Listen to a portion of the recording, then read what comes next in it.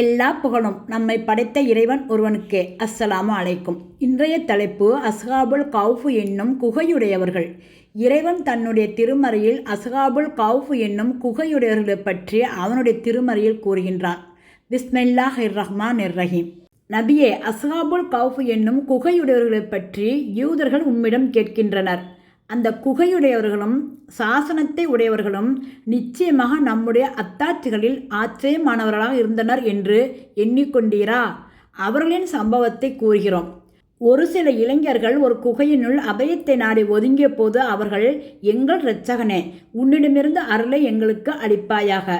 நீ எங்களுக்காக எங்கள் காரியத்தில் நேர்வழியை எங்களுக்கு இலகுவாக்கி அமைத்து தருவாயாக என்று பிரார்த்தனை செய்து கூறினார்கள். ஆதலால் அக்குகையில் எண்ணப்பட்ட பல வருடங்கள் வரை அவர்களை நித்திரை செய்யும்படி செய்தோம்.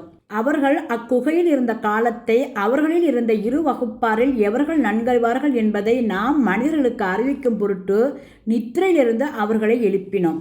நபியே, நாம் அவர்களுடைய செய்தியை உண்மையை கொண்டு உமக்கு கூறுகிறோம். நிச்சயமாக அவர்கள் சில இளைஞர்கள். அவர்கள் தங்கள் இரட்சகனை விசுவாசித்தார்கள். இன்னும் நேர்வழியை அவர்களுக்கு நாம் அதிகப்படுத்தினோம். மேலும் அக்காலத்தை அரசன் முன்னிலையில் அவர்கள் எழுந்து நின்று, வானங்களுக்கும் பூமிக்கும் இரட்சகன்தான் எங்கள் இரட்சகன், அவனை என்று வணக்கத்திற்குரிய வேறு நாயனை நாங்கள் அழைக்கவே மாட்டோம். அவ்வாறு அழைத்தால் அப்போது திட்டமாக நாம் வரம்பு மீறிய வார்த்தையை கூறிவிட்டோம் என்று அவர்கள் உறுதியாக கூறிய போது அவர்களுடைய உள்ளங்களை நேரான வழியில் நாம் உறுதிப்படுத்திவிட்டோம். எங்கள் சமூகத்தவராகிய இவர்கள் இறைவனை என்று வணக்கத்திற்குரிய வேறு தெய்வங்களை எடுத்துக்கொண்டிருக்கின்றனர். அவர்களின் வணக்கத்தின் மீது தெளிவான அத்தாட்சியை அவர்கள் கொண்டு வர வேண்டாமா? ஆகவே அல்லாஹுவின் மீது பொய்யை இட்டு கட்டுபவனை விட அநியாயக்காரன் யார் என்றார்கள். அவர்களையும் அல்லாஹுவை என்று அவர்கள் வணங்குபவற்றையும் விட்டு நீங்கள் விலகிவிட்டால் இக்குகையின்பால் நீங்கள் ஒதுங்கிக் கொள்ளுங்கள். உங்கள் இரட்சகன் உங்கள் மீது தன் அருளை விசாலமாக கொடுத்து உங்கள் காரியங்களை எளிதாகவும் உங்களுக்கு அமைத்து தருவான் என்றும் தங்களுக்குள் கூறிக்கொண்டனர். மேலும் சூரியனை அது உதிக்கும் போது அவர்கள் இருக்கும் குகையின் வலப்பக்கத்தில் அது சாய்வதையும் அது மறையும் போது அவர்களின் இடப்பக்கத்தை அது கடந்து செல்வதையும் நீர் காண்பீர். அவர்களோ அதில் நடுமையான விசாலமான இடத்தில் இருக்கின்றனர். இது அல்லாஹுடைய அத்தாட்சிகளில் உள்ளதாகும். எவரை அல்லாஹ் நேர்வழியில் செலுத்துகின்றானோ அவர் நேர்வழியை அடைந்தவராவர். எவரை அவன் தவறான வழியில் விட்டுவிடுகின்றானோ அவருக்கு நேரான வழியை அறிவிக்கக்கூடிய எந்த உதவியாளரையும் நீர் காண மாட்டீர். நபியே, அக்குகையில் உள்ள அவர்கள் நித்திரை செய்து கொண்டிருக்க அவர்களை விழித்து கொண்டிருப்பவர்களாகவே நீர் எண்ணுவீர். அவர்களை வலப்பக்கமாகவும் இடப்பக்கமாகவும் மாற்றி மாற்றி நாம் புரட்டுகிறோம்.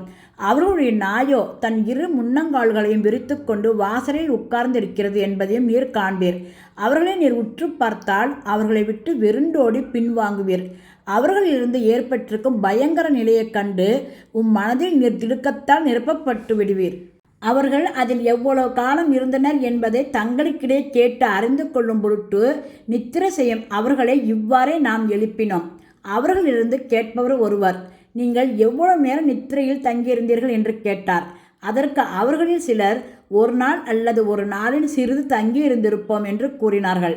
மற்ற சிலர், நீங்கள் நித்திரையில் தங்கியிருந்த காலத்தை உங்கள் இரட்சகன்தான் நன்கறிவார். ஆகவே உங்களில் ஒருவரை உங்களுடைய இந்த வெள்ளி நாணயத்தை கொண்டு பட்டணத்திற்கு அனுப்பி வையுங்கள். அவர் அங்கு சென்று எது மிக சுத்தமான உணவு என்பதை தேடி பார்த்து அதிலிருந்து உணவை உங்களுக்காக கொண்டு வரட்டும். இன்னும் அவர் ஊர் மக்களிடம் இனிதாக நடந்து கொள்ளவும். உங்களை பற்றி மனிதர்களில் எவருக்கும் நிச்சயமாக அவர் அறிவித்து விடவும் வேண்டாம் என்று கூறினார்கள். நிச்சயமாக அவ்வூர்வாசிகளான அவர்கள் உங்களை அறிந்து கொண்டால் அவர்கள் உங்களை கல்லால் எறிந்து கொன்று விடுவார்கள் அல்லது தங்களுடைய மார்க்கத்தில் உங்களை திருப்பி விடுவார்கள். அப்பொழுது ஒருபோதும் நீங்கள் வெற்றி பெறவே மாட்டீர்கள் என்று கூறினார்கள்.